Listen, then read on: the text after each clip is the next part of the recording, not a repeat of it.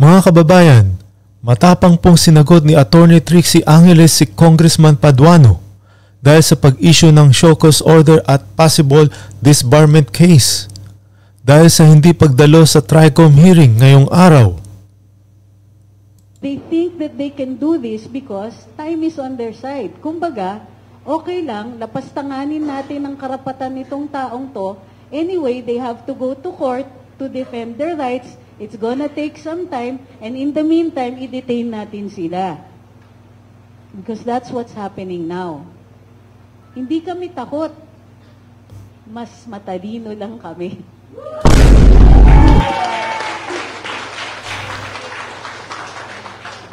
Also, panghabol lang po. Aside from mas matalino kami, we are not Filipinos for nothing.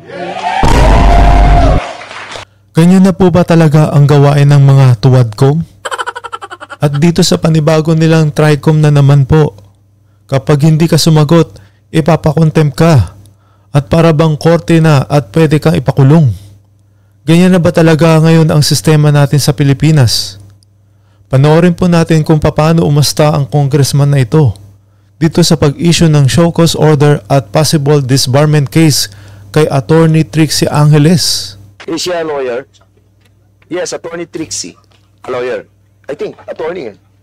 So what's the pleasure of the body? Mr. Chairman, I might have two motions, Mr. Chairman. First motion, Mr. Chairman, is to issue a show cause order to Attorney Attorney what? Trixie Angeles. Yan po mga kababayan, no? Makikita nyo po paano siya umasta. Nag-issue po ng show cause order kay Attorney Trixie Angeles. Attorney Angeles. Show cause to. Show cause din yan. That is my first motion, Mr. Chairman. Okay, about the... I second the motion. Duly seconded. Any objection? Hearing none, the said motion is now approved. My second motion, Mr. Chairman, is for the legal department of this House to study if ever there is a violation because he is an officer of the court. And he should respect the constitutional duty of Congress. And question of legality, Mr. Chairman, I respectfully move that we will consult the legal department of this House for a possible disbarment case against Attorney Trixie Angeles po. So move, Mr. Chairman. Yan po mga kababayan, dahil sa hindi pagsulpot po at pagrespeto sa kamera, mag-i-issue daw sila ng possible disbarment case kay Attorney Trixie Angeles. Panoorin naman po natin ang sagot ni Attorney Trixie Angeles dito sa sinabi ni Congressman Paduano. Kanina, gusto akong ipa-disbar. Sorry. Okay, ganito yun. Sabi ni Congressman Paduano, is she a lawyer? Malamang kasi Attorney Trixie Angeles yung nakalagay dun sa ano ko. But sige, at dahil abogado ko, at hindi daw ako umattend sa hearing ngayon, sa inquiry ngayong araw na ito, patitignan daw niya sa legal ng House kung pwedeng mag-file sila ng disbarment case sa akin. Walang tanong kung ako po ay lumabag sa Code of Ethics ng mga abogado dahil ito po ang grounds for disciplinary action namin. Dinudulog ito sa Korte Suprema. Iniimbestigahan ng IBP. Pero sa kanilang pagsasalita, akala mo sila yung nagpa-disbar sa akin. Parang, okay. So, ang punto lang po dito, the only reason na pinatitignan nila yung item na yon ay dahil abogado ko na hindi dumating sa kanilang pagdinig. Dahil walang ibang abogado dito sa mga hindi dumating, naging special target ako. Dahil may vulnerability. The mere fact na abogado ko, apadisbar natin yan. Dahil hindi ko daw sila nirespeto. Ang problema din po dito, ang definition nila ng respeto ay slavish obedience. Hindi po respeto na mutual. Gusto nila, ang sabihin nila, kahit invitation yan, ang basa dapat natin dito ay command. Sorry po, kasi dahil ako po ay gumraduate with a degree in linguistics sa University of the Philippines, ang pagbasa ko din, tulad ng ibang abogado, ay precise. So pag sinabi po nila kasing invitation, ang iniisip ko, pwede kong tanggihan. Dahil ito ay voluntary. Kung sila po ay nagpadala ng subpoena, ibang usapan yon. Gayunpaman, kinocongratulate ko po si Congressman Paduano dahil ipinaaral niya sa legal ng House.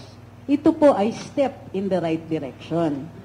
Kasi nakikita ko ang ibang galawan sa ibang mga committee, parang diretso na dun sa wala nang due process, etc. Step in the right direction lang. Hindi ko sinasabing tama sila.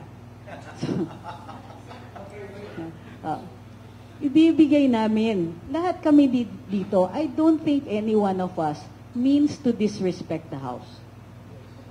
Ang ginagawa lang namin dito ay pinaglalaban yung karapatan namin magsalita at magpahayag. Hindi po kami naghahanap ng sakit ng katawan. Pero, kung yun po ang ite-threaten nyo sa amin, sakit ng ulo, sakit ng katawan, isa lang naman mensahe namin dito. You don't scare us. Sa araw-araw ba naman, nung nag-decide kami maglagay ng saloobin sa social media, automatic yun, tinanggap namin, mababash kami. Noong 2016, nung nag-decide to throw my support behind the candidate named Rodrigo Duterte, alam kong maraming maaasar at hindi lang asar. I lost so many friends. Dilaw pala ako. Hindi ko akalain. But that's the choice you make.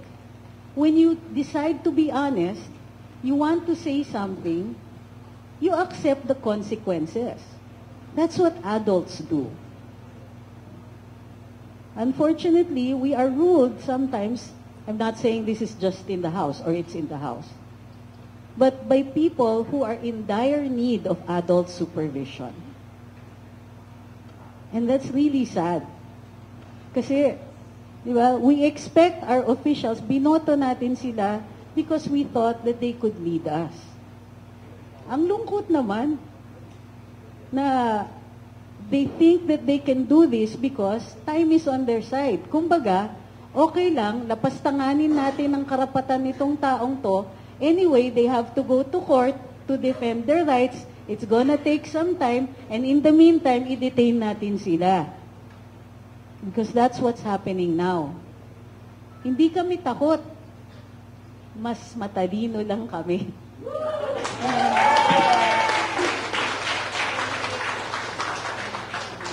Also,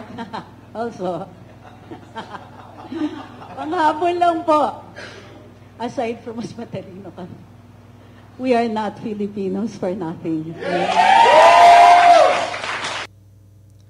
So yan po mga kababayan, ano po masasabi nyo sa balitang ito? Mag-like and share at mag-comment lang po sa ating YouTube channel. Maraming salamat po.